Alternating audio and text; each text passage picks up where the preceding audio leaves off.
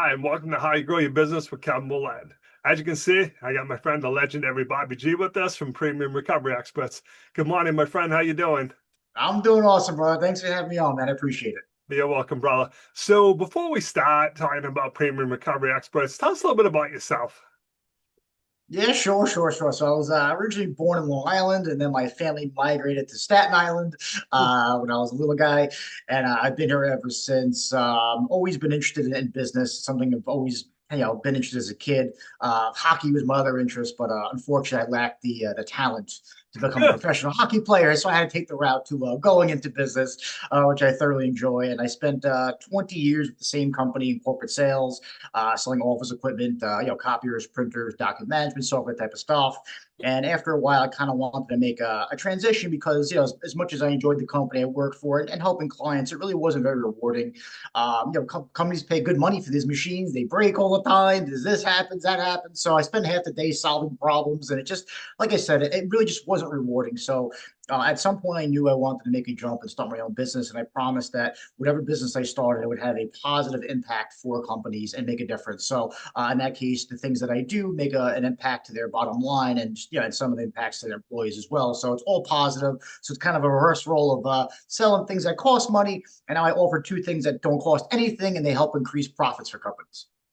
So, let's talk about the first idea, the recovery experts. So, tell us a little bit about what you're doing. You're checking someone's workers' comp audits to make sure there's no errors.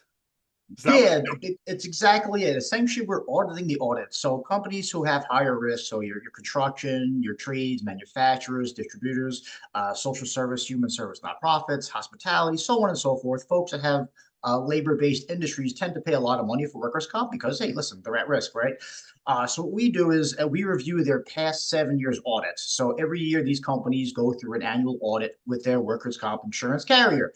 And they have to work with an auditor at the carrier, or sometimes a third party auditor that's employed by the carrier. Anywho, we review their work going back 7 years, looking at a variety of categories. So things like their employee classification codes, their experience modification ratings, otherwise known as mods, EMRs, their claims, their overtime calculations, state reimbursements, and so on and so forth to see if anything might have been done wrong in the past. Maybe an employee was miscoded.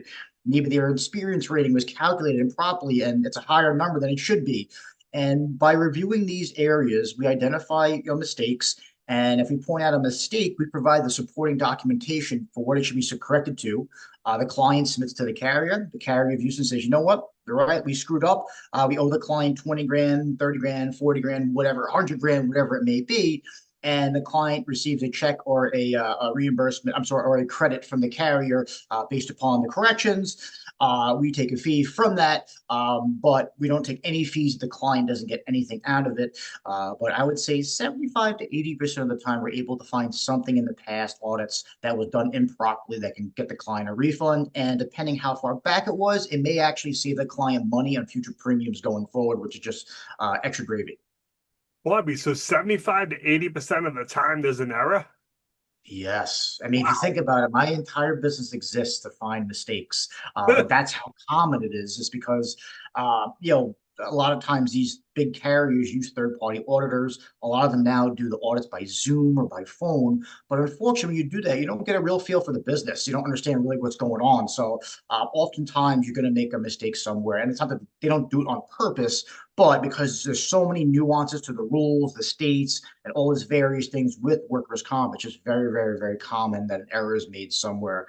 And those errors are usually repeated for several years. So when we find a mistake, usually it's a few years of that same mistake that's able to get the company back some money. So, Bobby, this could also happen if there's a change in my business. Maybe I have a division with more risk that I decide to Yes. close and I don't tell people about that. And assuming I still have that high risk, that could happen. Yeah, you hit it right on the head. I mean, Sings is right. Starting a new division, a new line of business, acquiring a new company that maybe has completely different line of business or something similar, doing business in other states. So there's just so many nuances and so many little things that even someone who's a CFO owner or even a risk manager at a company that's very, very well trained doesn't necessarily look at the things from our point of view. So just if a broker came to me, we wouldn't even be able to price a policy. We have no idea how to price insurance. That's not what we do. We look at it from the audit perspective. So yeah, it's just it's wild how just so many things can go on that can prompt an error, which ultimately becomes a refund back to the company. So, Bobby, how about claims? How do claims impact all of this? Obviously, if I have claims, my premium goes up. Sure. Yes, absolutely. Just some food for thought for companies. Oftentimes, it's not so much a severity of a claim as it is the frequency. So, if you're an insurance carrier, you see that even a bunch of small claims happen in a period of time. Say, wait a minute. The carrier says, wait a minute, they might have an unsafe work environment, and that's going to cause your ratings to go up. Obviously, if you have a big major claim for something terrible, yes, that'll affect it as well. But we look at how the claims were handled, how they were closed, if they were kept open too long. I'll give you one example, which has to do with New York State.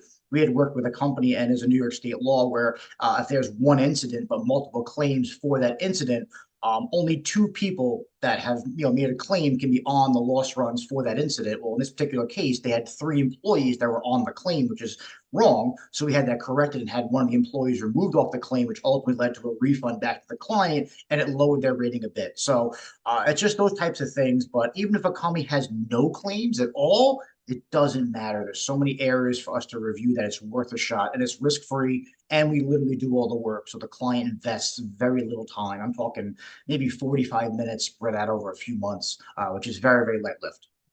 That was going to be my next question. I mean, there's no risk, obviously. You don't find anything. Hey, Kev, congratulations. You're in the minority that doesn't have any errors. Congratulations. But it is only like 45 minutes work for the CFO, business owner, whatever, to partner with you to have you do this.